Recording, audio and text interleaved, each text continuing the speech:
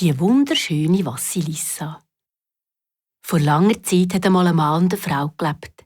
Die beiden hatten eine herzige Tochter, die Vassilissa. An einem Tag ist die Mutter der Vassilissa fest krank geworden.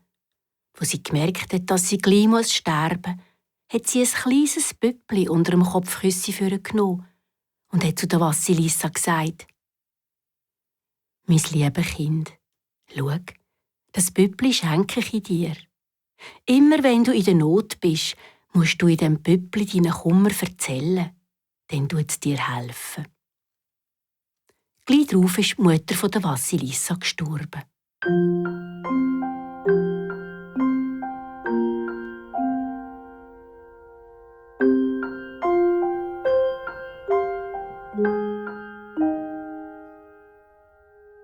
Nach einer langen Zeit hat Vassilissa eine Stiefmutter bekommen. Aber es war keine liebe Stiefmutter. Nein, eine böse. Und sie hatte 2 eigene Kinder, 2 Mädchen. Die haben Vassilissa immer geplagt und es hat alle Arbeit machen. Einmal, als Vassilissa ganz allein in ihrem kleinen Kämmerli gesessen, hat das Püppli vorgenommen und hat geseufzt. «Ich bin so traurig.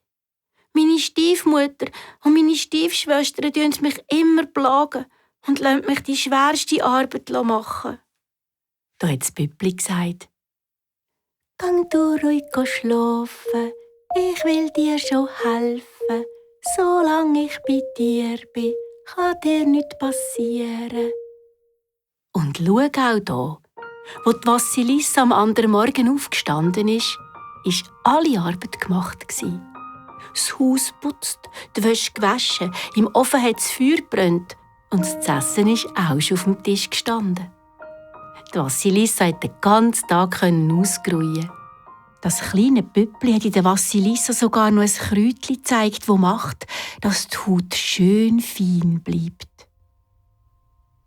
So ist die Vassilissa von einem Tag zum anderen noch schöner geworden. Die böse Stiefmutter und die bösen Stiefschwestern haben sich gewundert und geärgert. Und vor lauter Neid sind sie gerade noch wüster geworden.